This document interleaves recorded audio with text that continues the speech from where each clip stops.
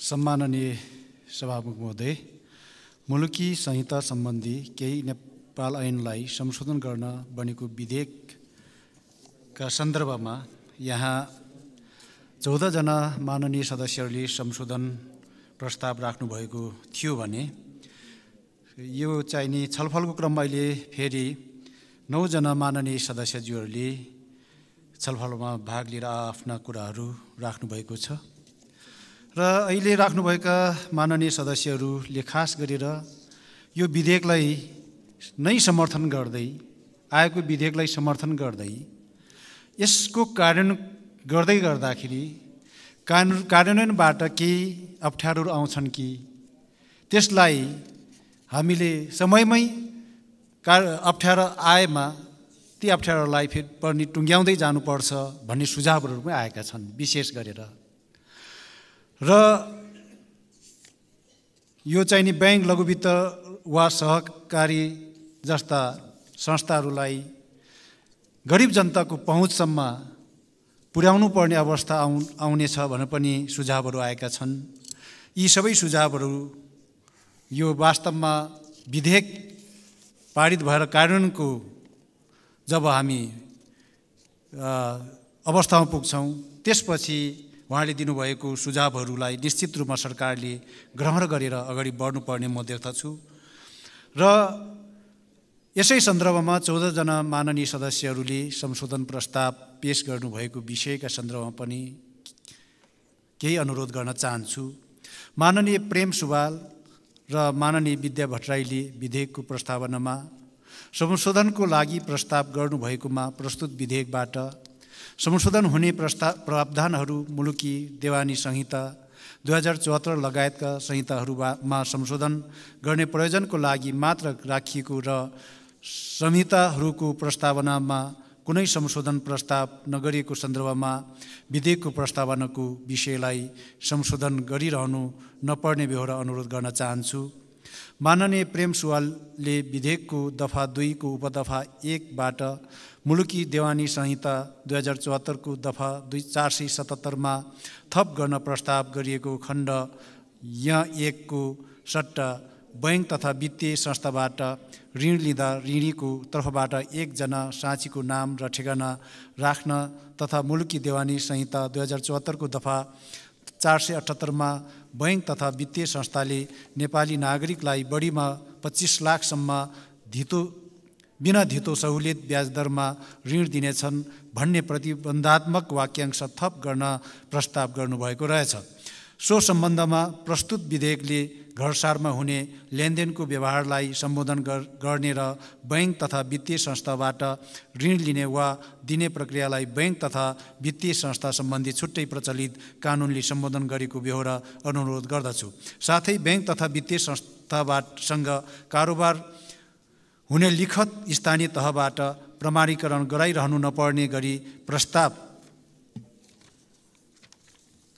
गरिएको विधेयकको व्यवस्था स्पष्ट र पर्याप्त रहेको बेहोरा समेत अनुरोध गर्न चाहन्छु। माननीय महेश कुमार बर्तौलाले सोही खण्ड यहाँ 1 मा साँचीको फोन नम्बर र हस्ताक्षर थप्ने तथा खण्ड यहाँ 1 पछि खण्ड यहाँ 2 थप गरी लिखतमा साहु र ऋणी दुवैको हस्ताक्षर हुनुपर्ने व्यवस्था थप गर्न प्रस्ताव गर्नुभएकोमा मुलुकी देवानी कार्यविधि संहिता 2074 मा लिखत तयार गर्ने कार्यविधि सम्बन्धी प्रष्ट व्यवस्था रहेको तथा माननीय सदस्यले प्रस्ताव गर्नुभएको अन्य संशोधनलाई विधेयकको व्यवस्थाले स्वतः समेट्ने बेहोरा अनुरोध गर्दछु। माननीय गणेश पराजुलीले विधेयकको दफा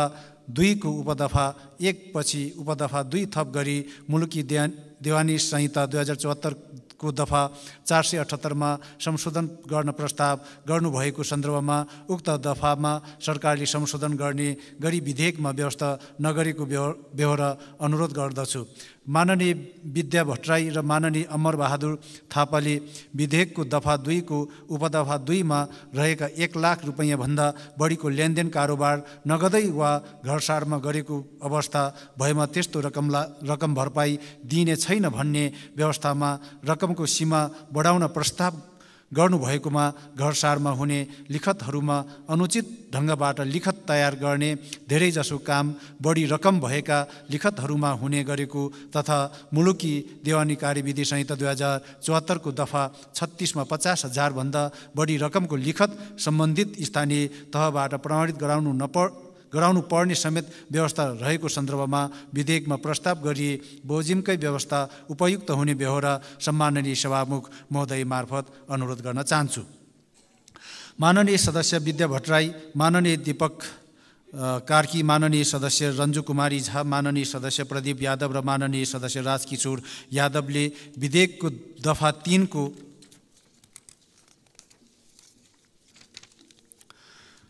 उपदफा 2 बाट मुलुकी देवानी कार्यविधि संहिता 2074 को दफा 36 मा थप गर्न प्रस्ताव गरिएको स्थानीय तहबाट प्रमाणित नगराइकन लेनदेन कारोबारका लिखतहरू यो संशोधन प्रारम्भ भएको मितिले 6 महिनाभित्र प्रमाणित गराउनु पर्ने र त्यसरी लेनदेन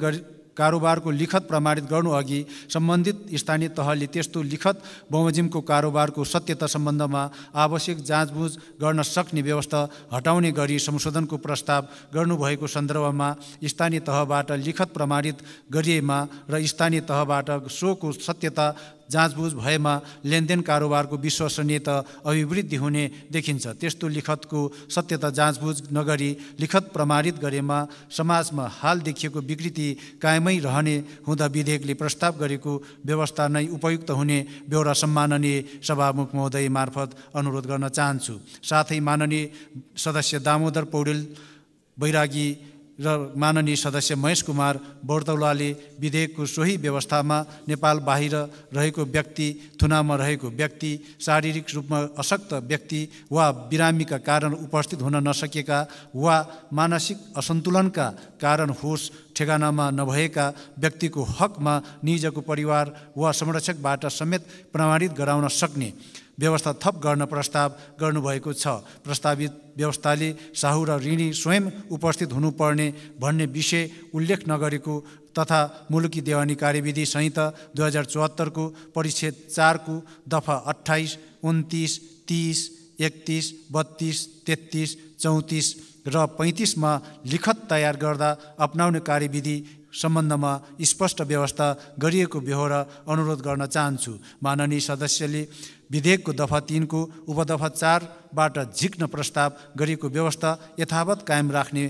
गरी प्रस्ताव गर्नु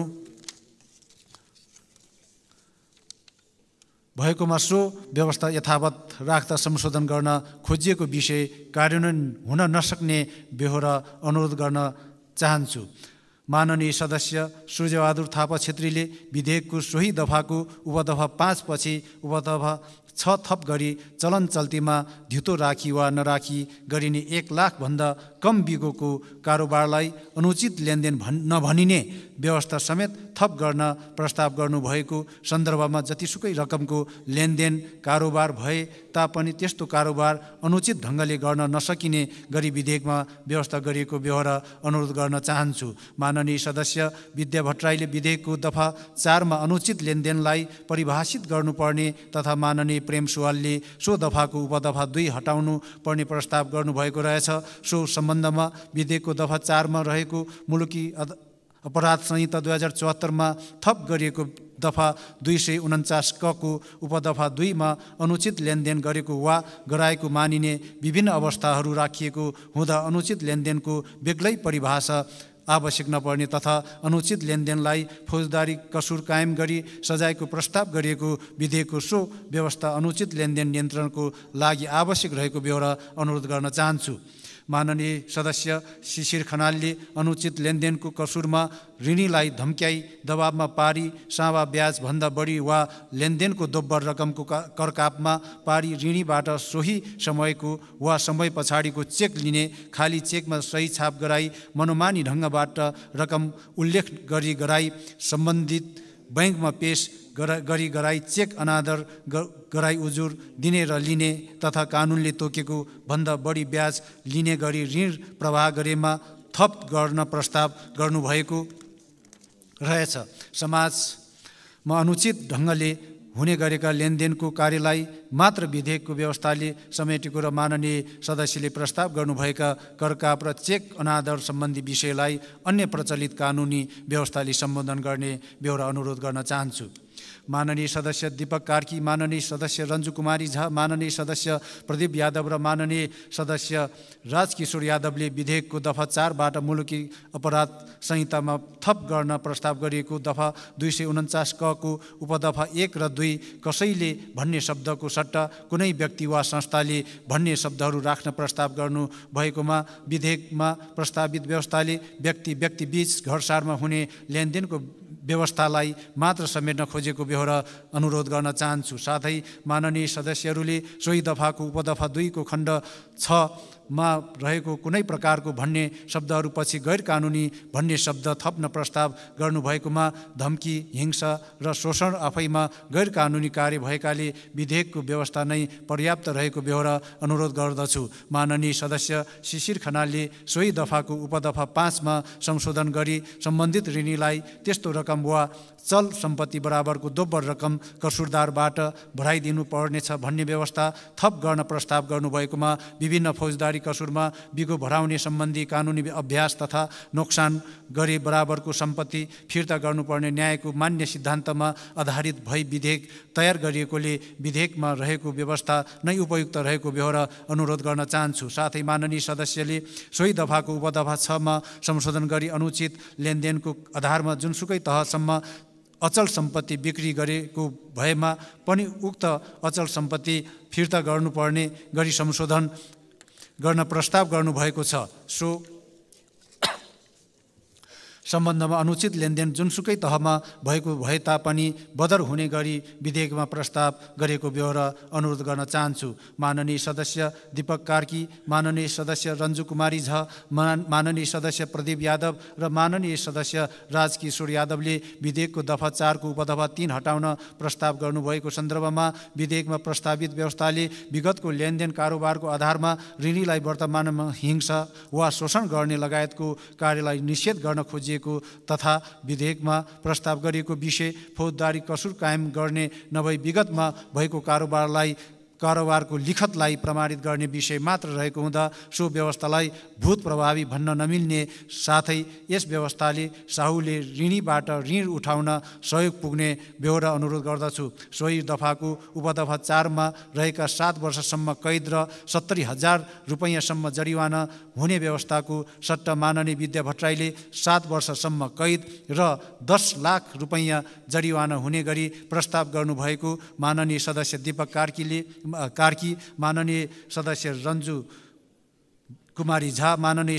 सदस्य राजकिशोर यादव र माननीय सदस्य प्रदीप यादवले सो सजाय घटाई 3 वर्षसम्म कैद हुने गरी तथा माननीय सदस्य सुशीला श्रेष्ठले 1 देखि 3 वर्षसम्म कैद र 20,000 देखि 70,000 रुपैयाँसम्म जरिवाना हुने गरी संशोधन गर्न प्रस्ताव गर्नुभएको रहेछ। दण्ड र जरिवाना सम्बन्धी मान्य सिद्धान्त जरिवाना बापतको रकम निर्धारण गर्ने हाम्रो अभ्यास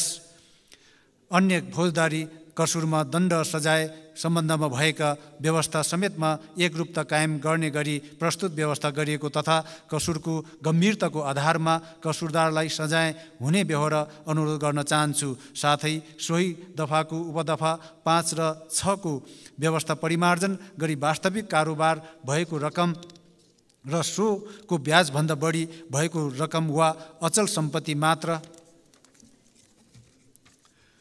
ऋणीलाई भराइदिनुपर्ने व्यवस्था गर्न माननीय सदस्यहरूले प्रस्ताव गर्नुभएको रहेछ। उचित लेनदेन कारोबारको सम्बन्धमा मुलुकी देवानी संहिता 2074ले प्रष्ट व्यवस्था गरेकै हुँदा अनुचित लेनदेनको कसुरलाई निरुत्साहित गर्ने उद्देश्यले विधेयकमा प्रस्तावित व्यवस्था आवश्यक रहेको बेहोरा अनुरोध गर्दछु। माननीय सदस्य दामोदर पौडेल बैरागीले सोही दफामा उपदफा 7 थप गरी झुटो उजुरी दिने व्यक्तिलाई कैद वा जरिवाना वा दुवै सजाय गर्ने र त्यस्तो उजुरीको कारण हैरानी बेहोर्ने व्यक्तिलाई क्षतिपूर्ति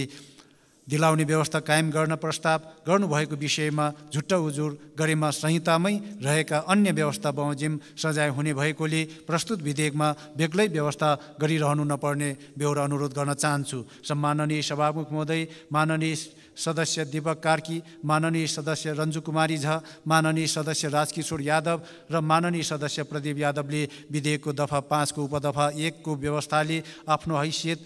बमोजिम कारोबार गरेकोलाई पनि अपराधीकरण गर्न खोजेको भन्ने आधारमा माननीय सदस्य प्रेम सुवालले स्रोत नखुलेको सम्पत्ति राज्यको स्वामित्वमा ल्याउनु पर्ने भन्ने आधारमा तथा माननीय सदस्य शिशिर खनाल र माननीय सदस्य महेश कुमार बौर्तलवाले अस्वाभाविक रूपमा घर जग्गा जोडेको वा आम्दानी गरेको वा लगानी गरेको देखिएमा सम्पत्ति शुद्धिकरण सम्बन्धी कसुरमा अनुसन्धान गर्नुपर्ने भन्ने आधारमा सो व्यवस्था परिमार्जन गर्न प्रस्ताव गर्नुभएको रहेछ। सो सम्बन्धमा अनुचित लेनदेनको कसुर मात्रै अनुसन्धानको दायरामा आउने र साहुले अस्वाभाविक रूपमा ठुलो रकम घरसारमा ऋण दिएको देखिएको र त्यस्तो रकमको स्रोत नखुलेको अवस्थामा मात्र सो व्यवस्था आकर्षित हुने हो। आफ्नो हैसियत बमोजिम स्रोत खुल्ने सम्पत्तिबाट ऋण दिने साहुको हकमा यो व्यवस्था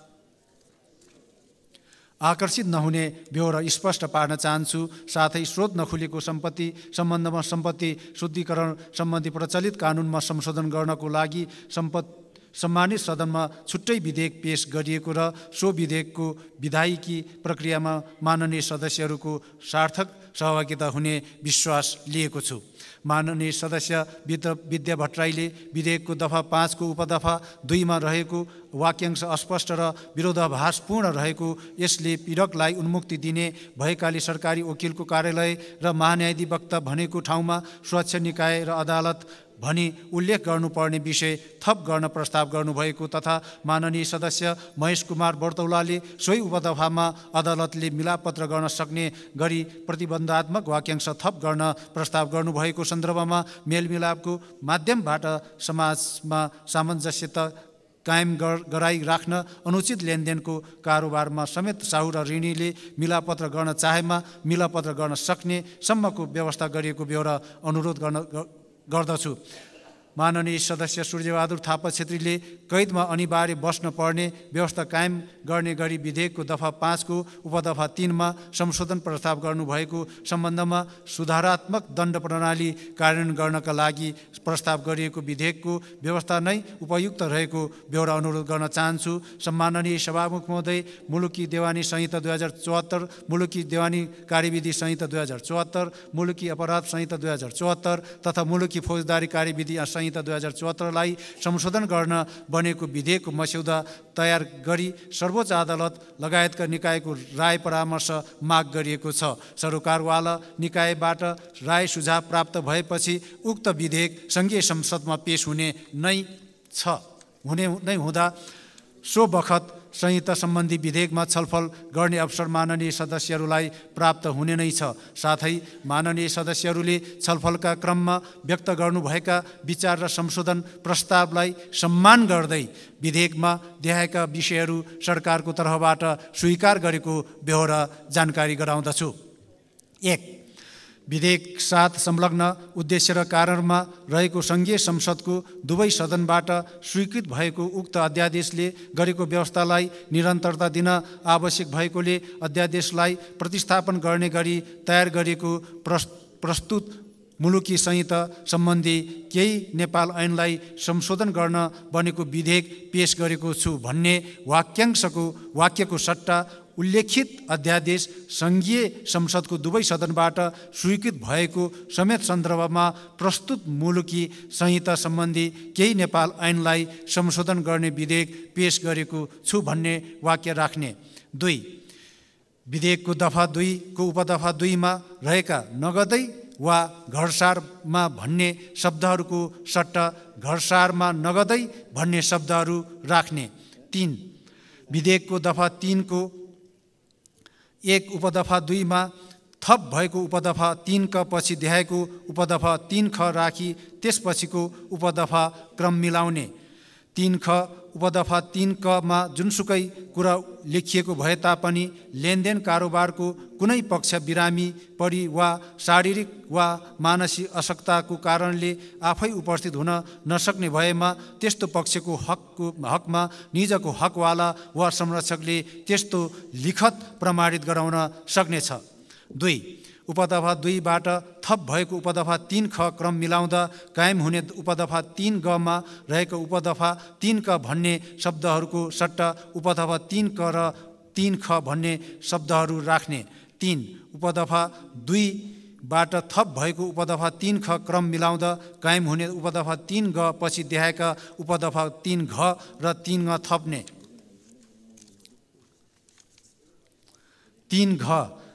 उपदफा 3 क बमोजिम प्रमाणित गराउने प्रयोजनको लागि लेनदेनको कुनै एक पक्ष उपस्थित नभए तापनि त्यस्तो लेनदेन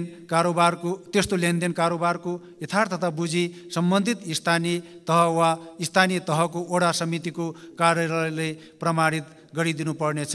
3 ङ उपदफा 3 क मा जुनसुकै कुरा लेखिएको भए तापनि लेनदेन कारोबारको कुनै पक्ष नेपाल बाहिर रहेको अवस्थामा निज फर्किआएको मितिले 6 महिनाभित्र लेनदेन कारोबारको लिखत प्रमाणित गराउनु पर्नेछ।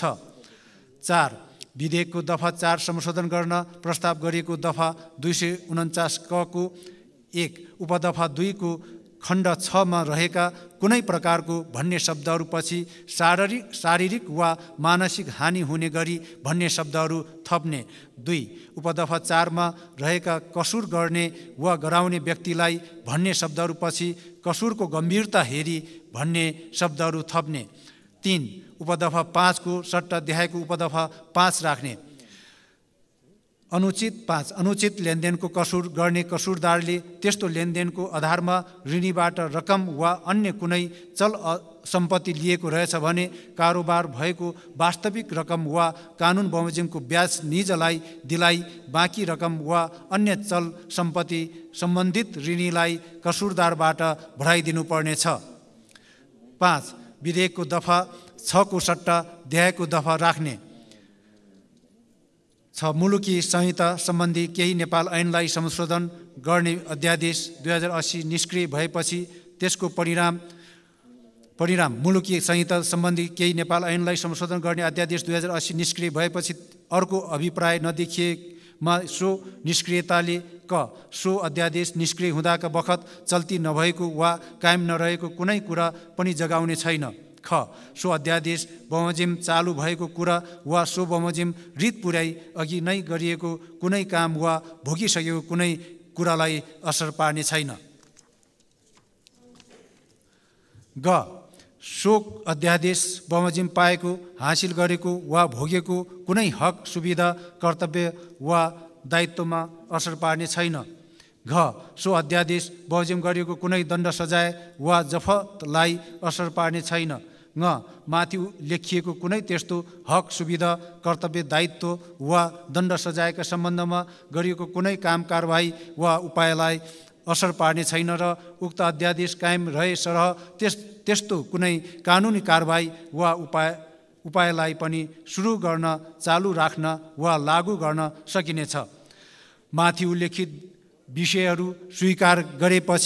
गरिसकेपछि माननीय सदस्यहरूले प्रस्ताव गर्नुभएका बाँकी संशोधन फिर्ता लिइदिनुहुन अनुरोध गर्दछु। सम्माननीय सभामुख महोदय, हामीले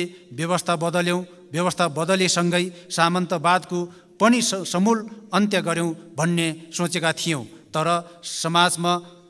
सदियौँदेखि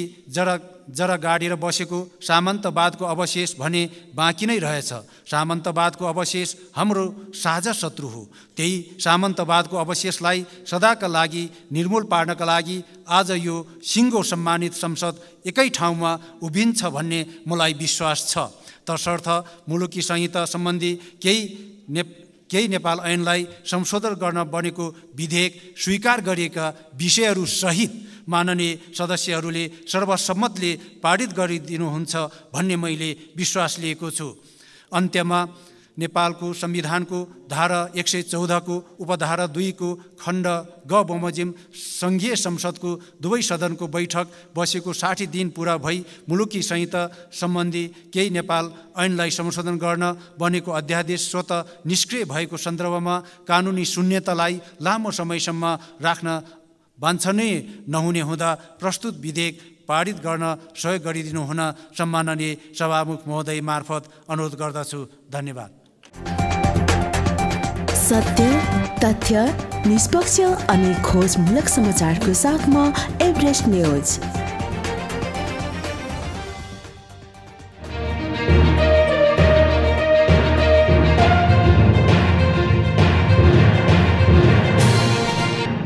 तपाईं हेर्दै हुनुहुन्छ एभरेस्ट न्यूज।